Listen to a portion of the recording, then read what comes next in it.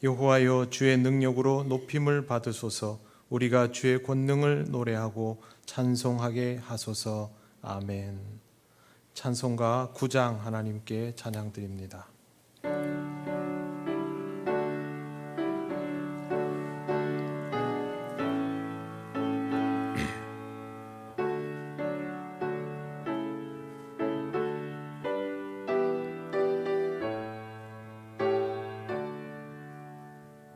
하늘에 가득 찬 영광의 하나님, 온 땅에 충만한 존귀하신 하나님, 생명과 빛으로 지혜와 권능으로 언제나 우리를 지키시는 하나님, 성부와 성자와 성령 삼위의 하나님, 우리 예배를 받아주시옵소서.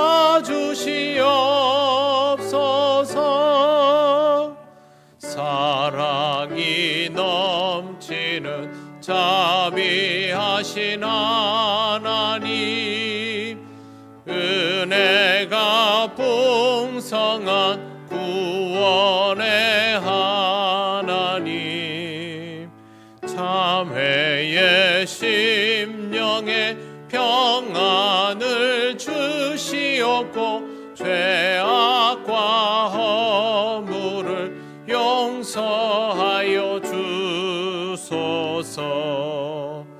찬송과 영광과 생명 구원의 하나님, 우리 예배를 받아주시옵소서. 연약한 심령을 굳게 세워주시고 우둔한 마음을 지혜롭게 하시고 애뜻 받들어 참되게 살아가며 주 말씀 따라서 용감하게 하소서. 권능과 지혜와 사랑 은혜의 하나님, 우리 예배를 받아주시옵소서.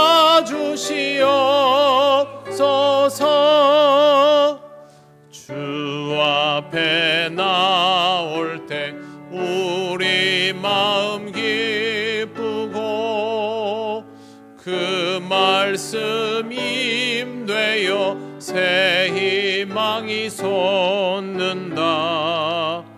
고난도 슬픔도 이기게 하시옵고 영원의 이때여 살아가게 하소서.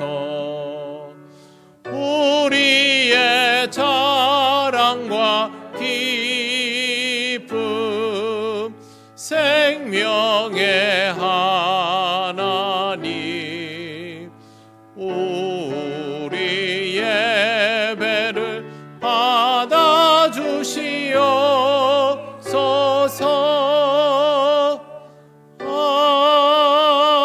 아멘.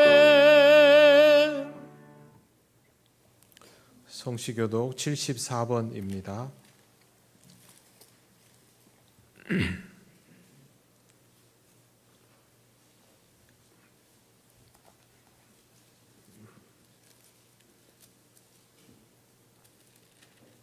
심령이 가난한 자는 복이 있나니 애통하는 자는 복이 있나니 온유한 자는 복이 있나니 의에 줄이고 목마른 자는 복이 있나니 긍휼히 여기는 자는 복이 있나니 마음이 청결한 자는 복이 있나니 화평하게 하는 자는 복이 있나니 의를 위하여 박해를 받은 자는 복이 있나니 나로 말미암아 너희를 욕하고 박해하고 거짓으로 너희를 거슬러 모든 악한 말을 할 때에는 너희에게 복이 있나니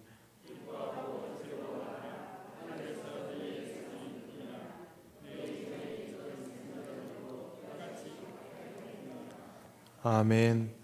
나는 전능하신 아버지 하나님 천지의 창조주를 믿습니다. 나는 그의 유일하신 아들 우리 주 예수 그리스도를 믿습니다. 그는 성령으로 잉태되어 동정녀 마리아에게서 나시고 본디오 빌라도에게 고난을 받아 십자가에 못 박혀 죽으시고 장사된 지 사흘 만에 죽은 자 가운데서 다시 살아나셨으며 하늘에 오르시어 전능하신 아버지 하나님 우편에 앉아 계시다가 거기로부터 살아있는 자와 죽은 자를 심판하러 오십니다. 나는 성령을 믿으며 거룩한 공교회와 성도의 교제와 죄를 용서받는 것과 몸의 부활과 영생을 믿습니다. 아멘. 찬송가 28장 하나님께 찬양드립니다.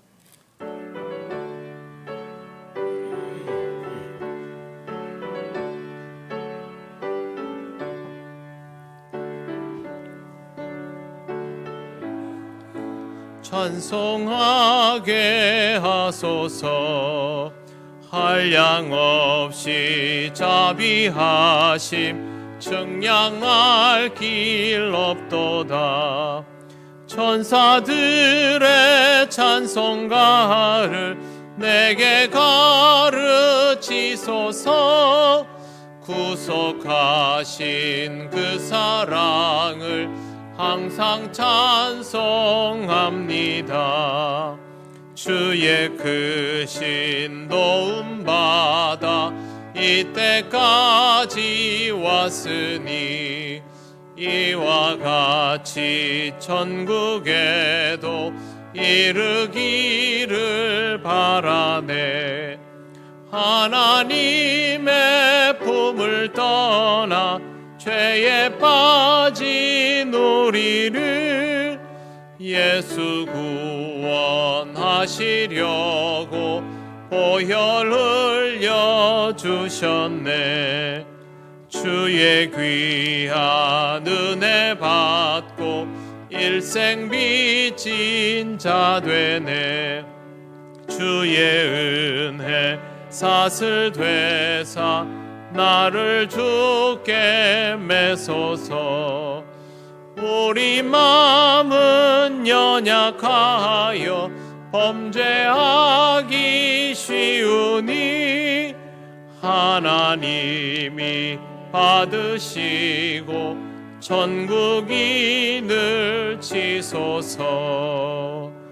아멘.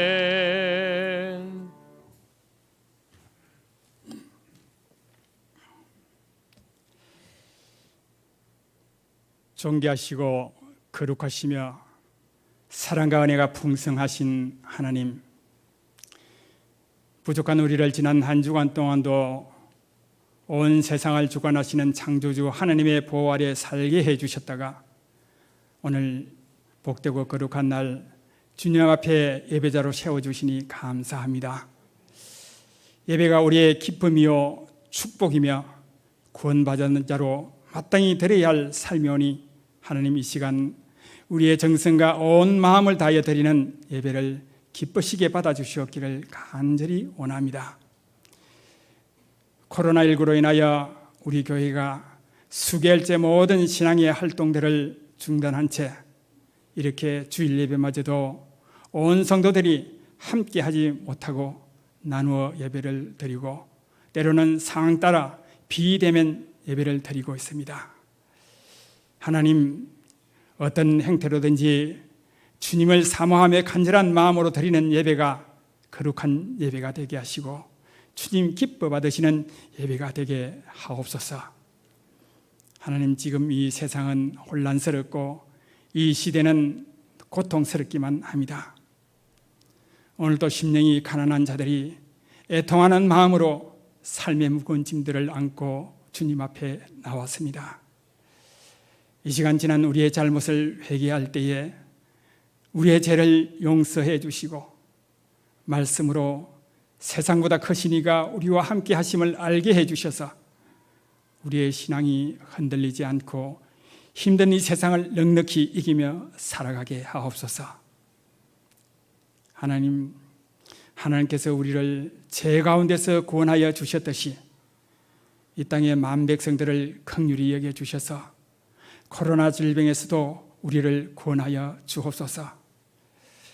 전염병의 확산을 차단하기 위한 여러 규제와 활동 제한으로 경제가 더욱 위축되며 수많은 중소기업과 자영업자들이 문을 닫고 국민의 삶은 점점 어려워지며 국가 부채는 눈덩이처럼 풀어나가고 있습니다. 하나님, 이렇게 어려운 시대에 우리 교회들이 나아가야 할 올바른 방향과 분별력을 주셔서 추락한 교회의 위상을 다시 일으켜 세우며 어두운 세상을 밝히고 희망을 줄 수 있는 교회들이 다 되게 하여 주시옵기를 간절히 원합니다.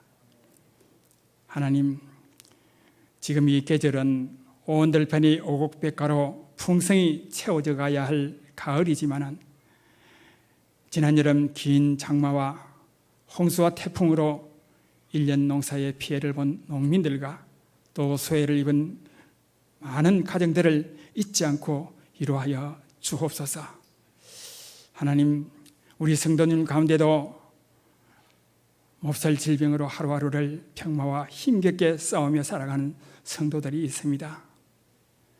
특별히 주의 일에 말없이 순종하며 헌신해 오시던 우리 정영숙 집사님의 병이 위중한 가운데 주님의 손길만 바라보고 있사오니 주님의 어려운 손으로 다시 한 번 더 일으켜 세워주시옵기를 간절히 원합니다. 하나님, 또 병중에 있는 여러 성도님들에게도 회복의 은총을 베풀어 주옵소서. 이제 말씀을 전하여 주실 우리 목사님을 성령으로 붙들어 주셔서 우리에게 주시는 말씀이 위로가 되게 하시고 말씀이 우리를 이끌어 주의 뜻을 삶으로 순종하며 살아가게 인도하여 주시옵기를 간절히 원하오며 이 모든 말씀을 거룩하신 예수님의 이름으로 기도를 드리옵나이다. 아멘.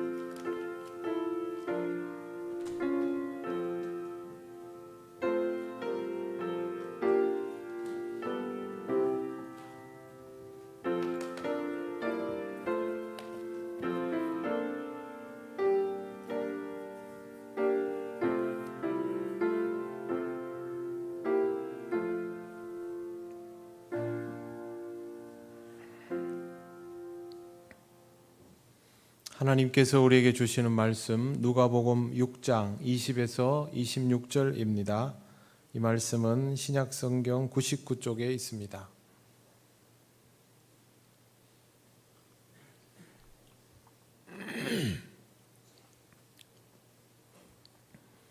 누가복음 6장 20에서 26절 말씀을 봉독합니다.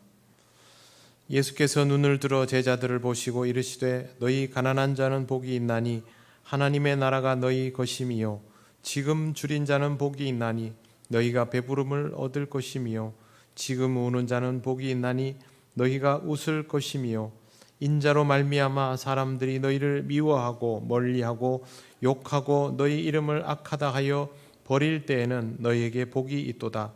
그날에 기뻐하고 뛰놀라 하늘에서 너희 상이 큼이라. 그들의 조상들이 선지자들에게 이와 같이 하였느니라. 그러나 화 있을진저 너희 부요한 자여 너희는 너희의 위로를 이미 받았도다. 화 있을진저 너희 지금 배부른 자여 너희는 줄이리로다. 화 있을진저 너희 지금 웃는 자여 너희가 애통하며 울리로다. 모든 사람이 너희를 칭찬하면 화가 있도다. 그들의 조상들이 거짓 선지자들에게 이와 같이 하였느니라. 아멘. 기도드리겠습니다.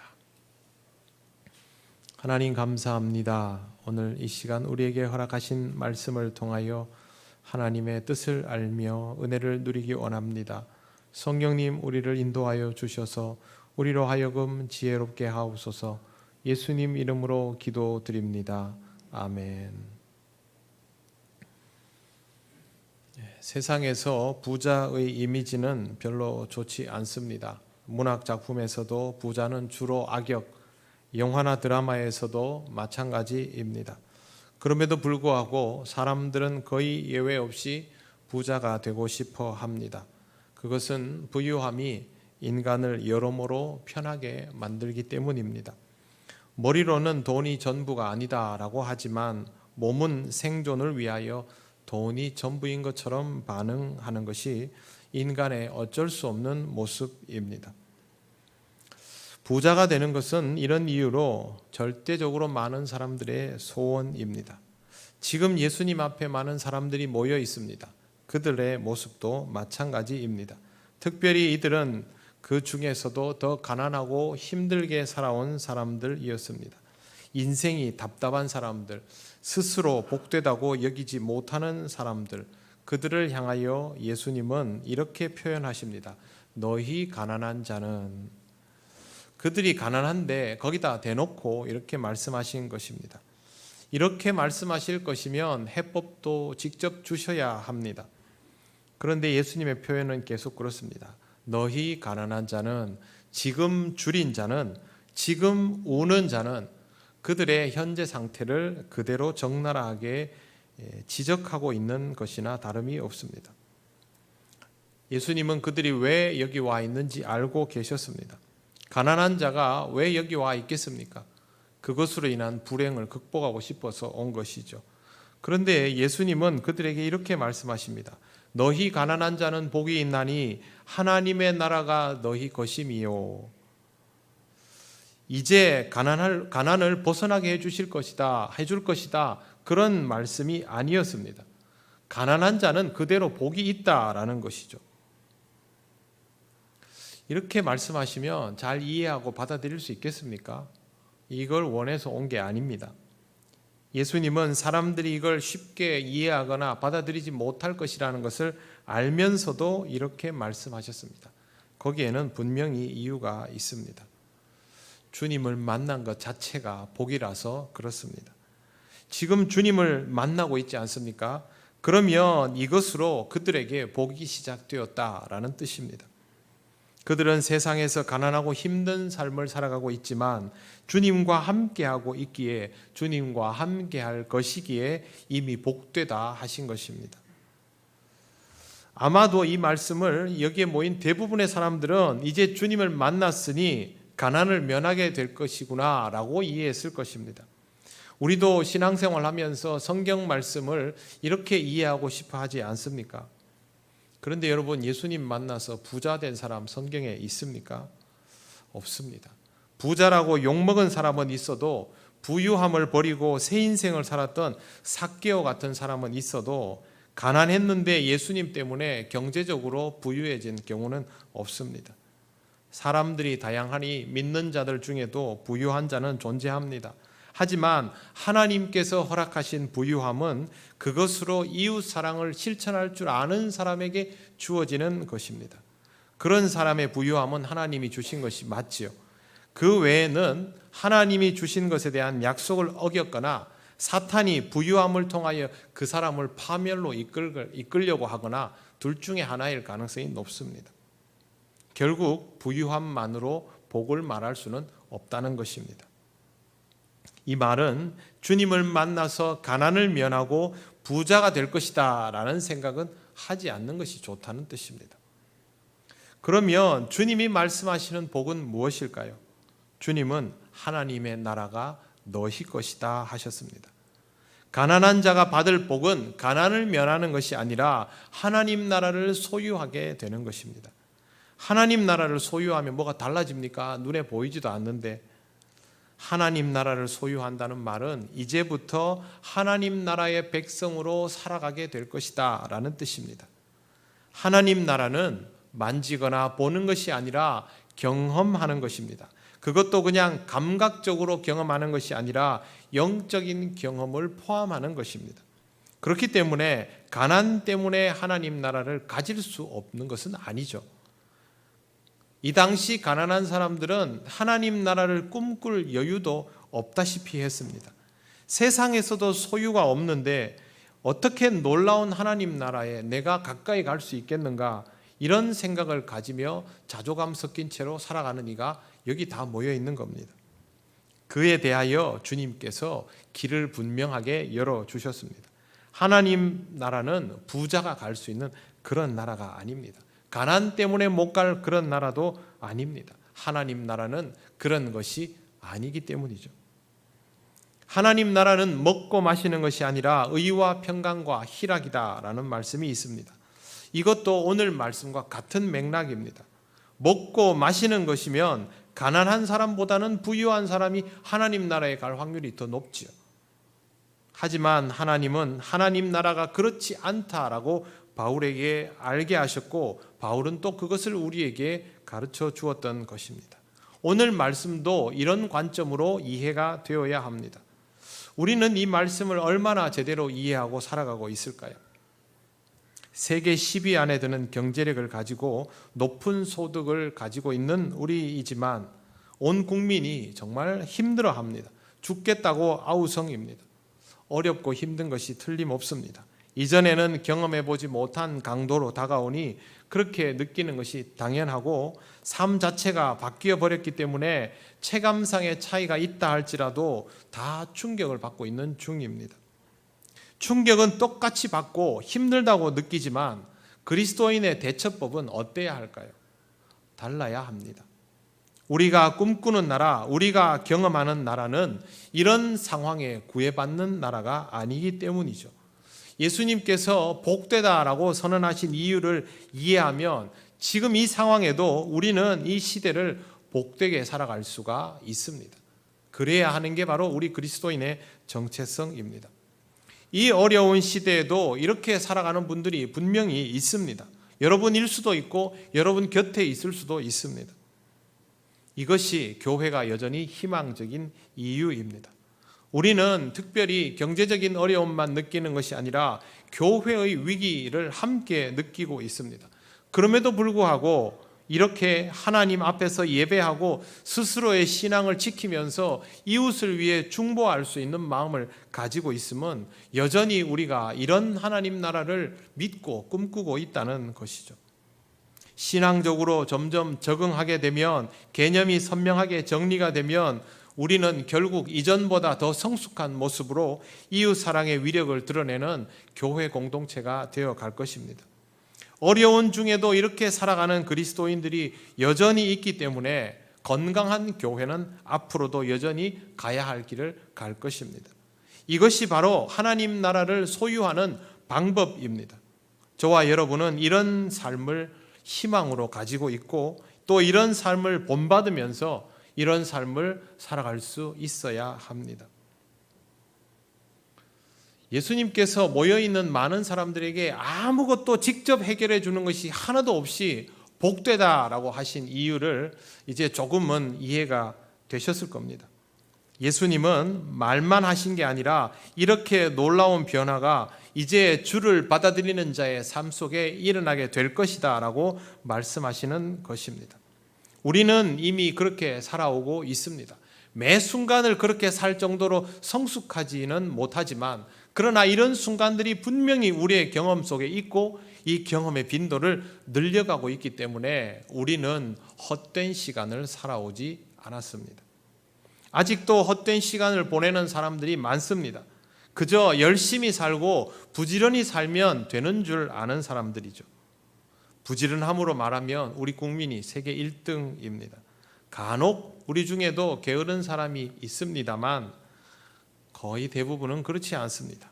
우리는 정말 하루를 쪼개서 살아가고 일선에서 물러난 뒤에도 시간을 허투루 보내는 경우가 없습니다. 그래서 열심히 제2의 인생, 제3의 인생 그렇게 계속 덧붙여가고 있습니다. 열심히 살아가는 것이 몸에 배인 민족이죠. 우리는 왜 이렇게 열심히 살아왔을까요? 그렇게 고생하면서 먹을 거 안 먹고 입을 거 안 입고 그렇게 살아온 이유가 무엇입니까? 노년이 되어서도 여전히 부지런함을 내려놓지 않는 이유는 무엇입니까? 전부 가족을 위해서입니다. 자식을 위해서. 자식 짐 안 되려고. 그런데 여러분, 서구 사회는 우리와 좀 다릅니다. 젊을 때는 적당히 놀아가면서 일하고 중년이 되면 그때부터 일의 완성도를 올리면서 장기전에 들어갑니다. 우리는 이렇게 하면 망한다고 생각했습니다. 후발주자니까 더더욱 그러면 안 된다라고 생각했죠. 저도 그렇게 생각하며 오늘까지 살아왔습니다. 그런데 우리 다음 세대들은 생각이 다릅니다.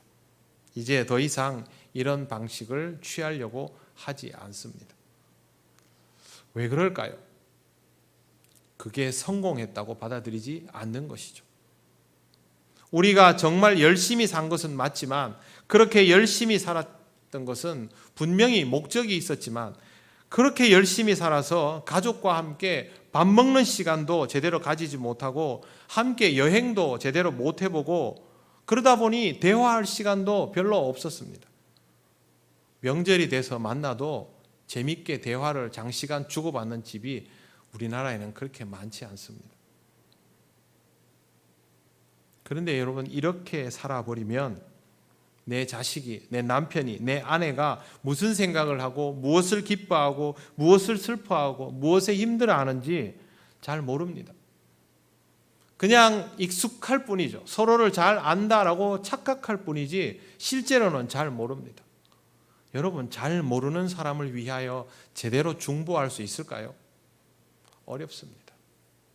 그냥 우리가 그들을 정형화 시켜놓고 규정해놓고 거기에 맞추어서 하나님께 기도 올리는 것이지 정말 그 사람의 아픔을 생각하면서 그 사람의 슬픔을 알면서 그렇게 기도하지를 못하는 거죠. 내가 내 사랑하는 가족을 위하여서도 이렇게 기도하지를 못하는데 내 가족이 어떤 기도의 제목을 가지고 있는지조차도 제대로 모르는데 그 가정이 행복할 수 있겠습니까? 이런 가정에서 자라난 우리의 다음 세대들이 그렇게 살 필요가 없다라고 느끼는 겁니다. 그래서 나이가 들어도 쉽사리 결혼하려고 하지 않고 젊은 시절 우리처럼 그렇게 쉬지 않고 일하려고도 하지 않습니다. 우리 사회가 극도로 쉽게 붕괴되는 것은 이런 방식의 삶에 문제가 있었다는 것입니다. 모든 영역에서 돈이 우선이고 성공이 우선이면 결과는 이렇게 됩니다. 우리가 이 사회 속에 살면서 그들을 구원하려면, 우리 자식들을 신앙적으로 이끌려면 먼저 이 사회를 구원해야 합니다. 그건 우리 그리스도인들의 몫이고 교회의 몫입니다. 그러려면 우리부터 주님이 말씀하시는 복의 의미를 똑바로 이해해야 합니다. 하나님 나라는 우리가 원해 오는 그 방식이 아닙니다. 가난한 자에게 주어지는 복은 부유함이 아니라 하나님의 방식이 소유되는 것이죠. 이것이 주의 말씀이니 우리는 성경을 오해하지 말아야 합니다. 성경 말씀은 우리가 읽고 싶은 대로 읽는 것이 아니라 읽혀지는 대로 읽어야 합니다. 그래야 어리석지 않게 됩니다. 주님은 우리가 부유하게 될 것이라고 말씀하신 적이 없습니다. 지금 나와 함께하니 여기가 하나님 나라의 시작이고 나와 함께하며 너희는 계속 복되다, 그렇게만 말씀하신 것이죠. 여러분 자신을 위해서, 가족을 위해서, 복음이 필요한 이웃을 위해서 이 말씀을 바로 잘 이해하시기를 바랍니다. 21절 이하의 말씀도 같은 맥락에서 이해되어야 합니다. 줄인 자는 복이 있나니 너희가 배부름을 얻을 것이요. 그러면 바로 빵을 주셔야죠. 지금 다 배고픈 상태로 와 있거든요. 그러나 예수님은 그렇게 하지 않았습니다. 이것도 역시 육체적인 배고픔만의 문제가 아니었던 것이죠. 인간의 배고픔은 끼니를 거르는 것만이 아닙니다. 인생에서 부족함을 느끼는 배고픔은 오히려 이것보다 더 무서울 수 있습니다. 예수님의 말씀은 이에 대한 해법입니다. 안 그러면 빵부터 주시는 게 맞습니다. 먹어도 다음 끼니는 배고픕니다. 인간의 욕구는 끝이 없기 때문이죠. 최근 한 대기업 회장이 부모님으로부터 상속받은 10억을 가지고 형제와 분배 문제로 다투며 고소를 한 사건이 보도된 적이 있습니다. 그런데 이 고소인의 연봉이 1년에 26억이 넘습니다. 별명이 연봉킹입니다. 이런 그가 모친이 생전에 여동생에게 준 10억을 문제 삼아서 형제를 고소하는 것은 아마도 불화 때문이 아닐까라고 언론은 추측했습니다. 어쨌든 간에 자신이 부유하다고 느낀다면 굳이 형제간의 불화가 세간에 드러나는 것을 감수하면서 자기 연봉의 절반도 안 되는 돈 때문에 전 국민의 입에 오르내리는 일을 보통 사람은 하지 않을 겁니다. 그런데 이 사람은 합니다.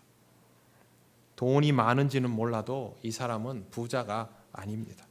우리가 잠시 부러워할 수는 있어도 이런 인생을 살고 싶어하는 이는 없습니다. 여러분, 돈 때문에 형제랑 부러워하고 평생 등 돌리고 살고 싶습니까? 부자는 살림이 넉넉한 사람이다라는 사전적 의미가 있습니다. 다르게 말해서 부족함을 느끼지 않는 사람이죠. 우리가 부족함을 느끼지 않으면 부자입니다. 돈이 아무리 많아도 부족함을 느끼면 부자가 아닌 것이죠. 이 사람이 배고픔을 해결하는 방법은 돈을 더 모으는 것이 아니라 자기가 가지고 있는 결핍을 해결하는 것이 되어야 하죠. 우리도 마찬가지입니다. 하나님 나라를 소유하는 자는 이걸 할 수 있게 되는 사람입니다. 예수님 말씀 이렇게 되어 있습니다. 너희가 줄이지 아니하리라, 영원히 목마르지 아니하리라. 같은 말이죠. 영원히 배고프지 아니하리라, 영원히 부족함을 느끼지 않으리라.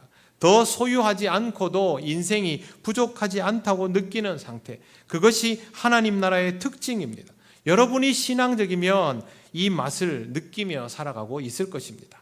항상 신앙적이면 정말 좋겠지만 그건 우리에게 쉬운 경지가 아니고, 그래도 우리는 신앙적이니 이런 순간들을 자주 맛보며 살아가고 있을 겁니다. 그렇다면 여러분에게 이것이 얼마나 귀한지를 알아야 합니다.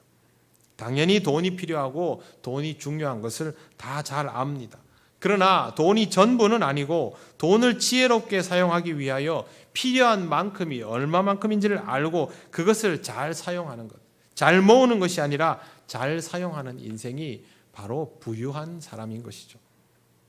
여러분의 신앙을 이런 기준에서 살피시고 보완해 가시기를 바랍니다. 그러면 영원히 줄이지 않고 영원히 목마르지 않을 것이다 라는 말씀의 의미를 배워가게 되실 것입니다.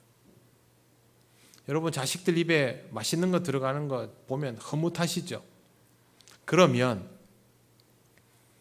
평생 한번 먹을까 말까 한 음식을 자식이 먹는 것이 더 나아 보입니까? 아니면 앞으로 내 자식이 평생 줄이지 않고 끼니를 먹을 수 있는 것이 더 낫다고 생각하십니까?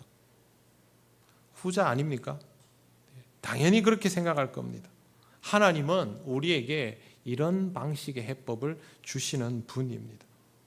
우리가 원하는 것을 한 번 이루게 해주시는 이가 아니라 우리에게 필요한 것들을 채우셔서 부족함이 없도록 앞으로도 영원히 그렇게 하시는 분이라는 것이죠. 그걸 복되다고 느끼기 시작하면 그때부터 우리는 결핍을 느끼지 않으면서 살아가게 됩니다. 그래서 신앙생활은 우리를 가끔 행복하게 해주는 사건이 아니라 우리의 인생을 바꾸어 주는 사건입니다. 한 끼의 식사가 아니라 배고픔을, 즉 결핍을 해결해 주시는 사건이라는 것이죠. 주님의 복선언은 그래서 우리를 완전히 바꾸어 주시는 시간입니다. 그러니 우리에게 주님의 복선언이 얼마나 귀한지를 잊지 말아야 하는 것이죠. 우는 자에 관한 것도 마찬가지입니다. 우는 것보다 당연히 웃는 것이 낫지요. 그런데 인생에서 내가 꼭 한번 웃고 싶다 그러면 웃을 일을 한번 만들면 되지 않습니까? 제일 쉬운 방법은 웃기는 영상을 보면 되죠. 인터넷에 웃기는 영상 많습니다. 사람들 그거 참 즐겨합니다. 근데 그거 아무리 봐도 그때뿐이죠. 여러분 왜 그렇게 한 번이라도 더 웃고 싶어 할까요? 웃을 일이 별로 없어서 그렇습니다. 우리는 한 번이라도 웃고 싶은 것이 아니라 인생이 웃을 만한 사람이 되어야 합니다. 하나님이 주신 복은 그런 것입니다. 눈물 가득한 인생을 웃게 만드시는 이가 바로 하나님이시기 때문입니다. 하나님께서 아브라함과 사레에게 아들을 주시겠다 하셨습니다. 이 말을 아브라함은 직접 들었고 사레는 뒤에서 몰래 들었습니다. 사레는 그걸 듣고 속으로 웃었다라고 성경에 기록하고 있습니다. 속으로 웃었다가 무슨 의미일까요? 코웃음일 수도 있죠. 비웃는 거죠. 말도 안 되는 소리 하고 있네. 또 하나는 듣기는 좋네 일 수도 있습니다. 어차피 똑같은 의미입니다. 내 인생에는 일어나지 않을 일이라는 것이죠. 그런데 하나님은 정말 사라에게 아들을 주셨습니다. 그리고 사라의 인생은 바뀌었습니다. 그래서 아들 이름을 이삭, 웃음이라고 지었습니다. 사람들에게는 이렇게 말했습니다. 하나님이 나로 웃게 하시니 듣는 자가 다 나와 함께 웃으리로다. 하나님이 내 인생을 웃음으로 바꾸어 놓으셨으니 다른 사람들도 나 때문에 웃게 될 것이다. 그런 뜻입니다. 우리의 인생이 웃음으로 바뀌면 우리 주변도 그 웃음을 경험하게 되는 것이죠. 많은 그리스도인들이 이걸 경험하면서 살아갑니다. 그래서 신앙생활을 계속하는 것이죠. 저도 마찬가지입니다. 여러분의 인생에 아픔과 슬픔이 많지요. 숙제거리가 많지요. 저도 마찬가지입니다. 그런데 제가 보는 여러분의 표정은 어둡지 않습니다. 어렵고 힘들다고 말은 하면서도 잘 웃습니다. 얼굴에 여유가 있습니다. 저도 힘들게 지내왔다면 힘들게 지내왔는데 제 얼굴이 어둡습니까? 그렇지 않습니다. 저는 행복하게 살아가고 있습니다. 여러분들도 그렇고.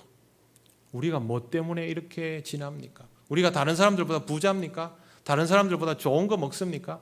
우리 마음대로 인생이 다 이루어집니까? 어림도 없는 소리죠. 그런데 우리는 오늘도 하나님을 예배하고 하나님께 영광을 돌리고 이 시간을 소중히 여기고 소망을 여전히 가지고 있으면서 그렇게 살아갑니다. 이게 하나님 나라를 살아가는 방법이죠. 사랑하는 성도 여러분, 우리 그리스도인들은 이렇게 살아가면 됩니다. 앞으로도 이렇게 살아가면 됩니다. 매 순간을 잘 할 수는 없어도 이렇게 살아갈 수 있는 자기 자신을 발견하면서 이렇게 살아가는 자신이 당연해지도록 만들어가면 되는 것이고 하나님은 우리가 이렇게 살아갈 수 있도록 앞으로도 역사해 주실 것입니다. 주님이 선언하여 주시는 복이 이루어지는 삶은 괜찮아 보이려고 애쓸 필요가 없습니다. 다른 사람 앞에서 웃는 모습을 보여주려고 하지 않아도 됩니다. 인생 자체가 복되기 때문이죠. 기분 좋은 사람 어떻습니까? 옆에서 보면 못 알아봅니까? 알아봅니다. 찝쩍거려도 별로 화 안 냅니다. 기분 좋은 사람은 자기가 지금 기분이 좋기 때문에 웬만한 건 다 그냥 넘어가집니다. 그의 삶 자체가 경쾌하면 옆에 있는 사람들도 편합니다. 이게 바로 지금 이 시대를 살아가는 우리의 모습이어야 하는 것이죠.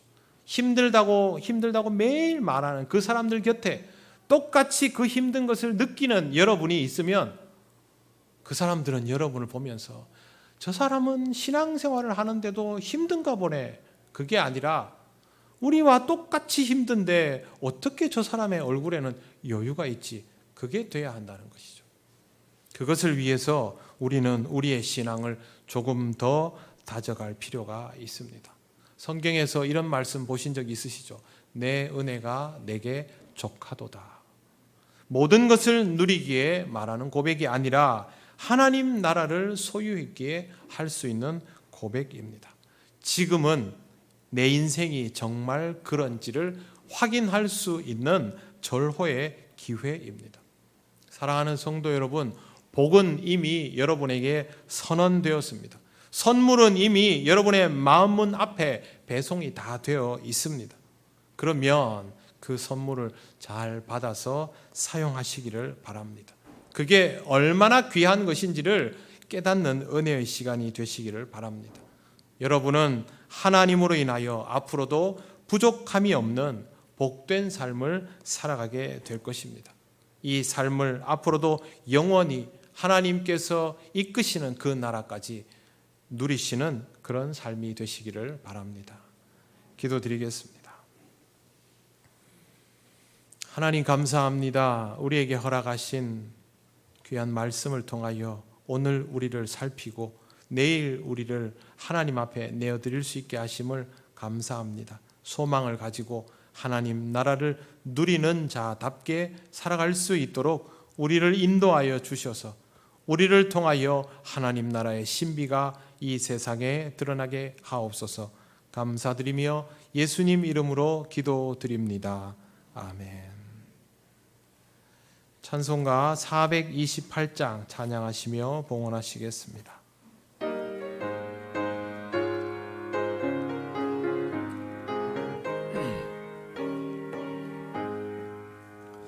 내 영혼의 햇빛 비치니 주 영광 찬란해.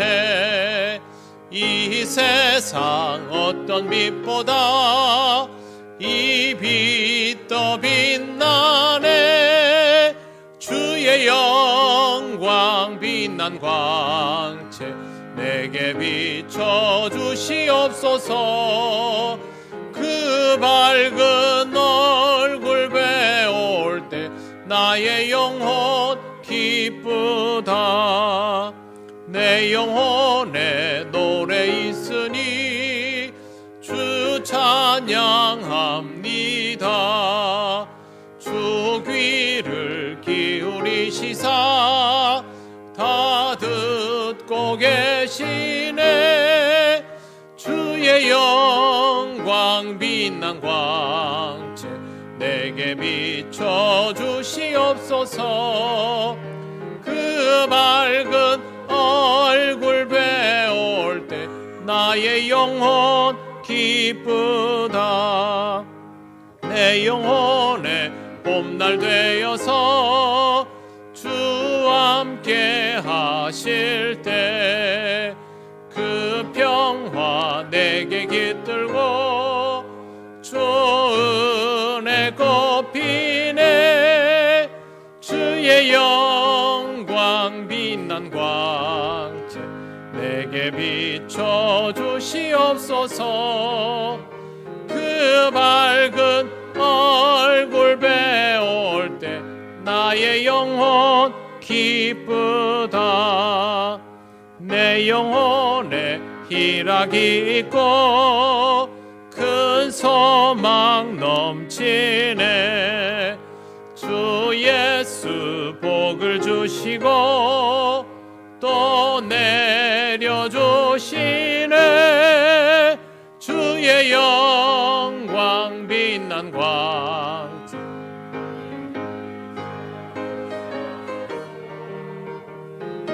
밝은 얼굴 배울 때 나의 영혼 기쁘다. 하나님 감사합니다. 하나님 앞에 언제나 기쁜 마음으로 예물드리게 하심을 감사합니다. 하나님 이 시간 우리에게 허락한 모든 상황들을 기억하며 영광을 돌리오니 이 예물 기쁘게 받아주시며 하나님 나라와 영광을 위하여 쓰이게 하옵소서. 다음 한 주간도 모든 가정을 지키시고 주님의 손길 안에 거두어 주셔서 주의 은혜로 필요한 것들을 사용하며 항상 주님께 영광 돌리는 지혜롭고 복된 가정이 되게 하옵소서. 감사드리며 예수님 이름으로 기도드립니다. 아멘. 교회 소식을 전해드리겠습니다. 예배에 나오신 모든 분들을 환영합니다. 예배 사회적 거리두기 2단계에 따라서 주일 예배를 50인 미만 모임으로 한정하여 입으로 드리고 있습니다. 점심 식사와 오후 예배는 없습니다. 안내: 세례 대상자 신청 10월 4일 만국성례 주일에 실시될 예정입니다. 세례 받으실 분은 사무실로 신청해 주시기 바랍니다. 이번 중인 한우를 위해 기도해 주시기 바랍니다. 우리 김정수 장로님 김정호 성도, 송건남 성도, 정영숙 집사 이를 위해서 기도 많이 해주시기 바랍니다. 제 105회 총회 총대로 우리 김무종 장로님이 참석을 합니다. 금년에는 총회를 전국적으로 모여서 못하고 권역별로 나누어서 합니다. 그래서 우리 진주 남로회, 진주노회, 경남노회는 마산 동부교회에서 합니다. 참고로 해주시고 기도 많이 해주시기 바랍니다. 강당 꽃장식은 우리 김혜경 권사님이 해주셨습니다. 감사합니다. 9월 함께 나눌 기도 제목과 좋은 습관까지 캠페인은 줌으로 보시고 참고해 주시기 바랍니다. 이상입니다.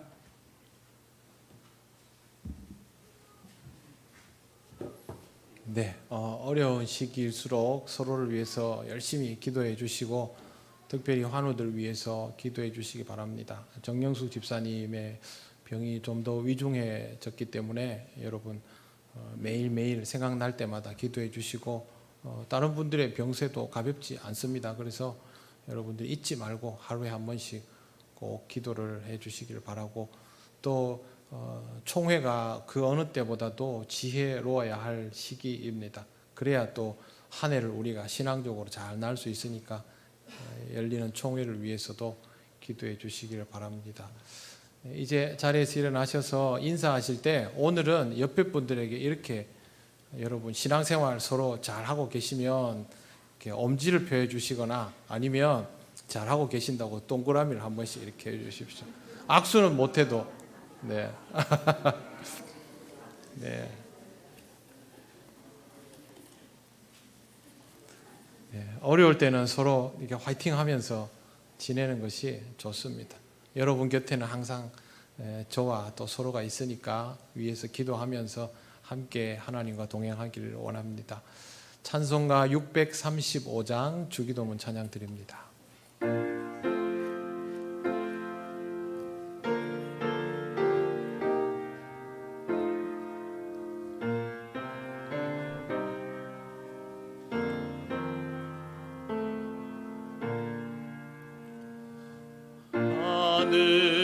하늘에 계신 아버지 이름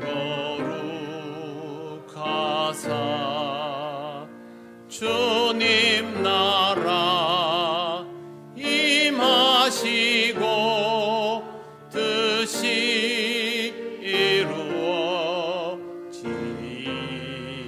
이루어지이다. 일용할 양식 주시고 우리들의 큰 죄 다 용서하옵시고 또 시험에 들게 마시고 악에서 구원하소서. 대개 주의 나라 주의 권세 주의 영광 영원히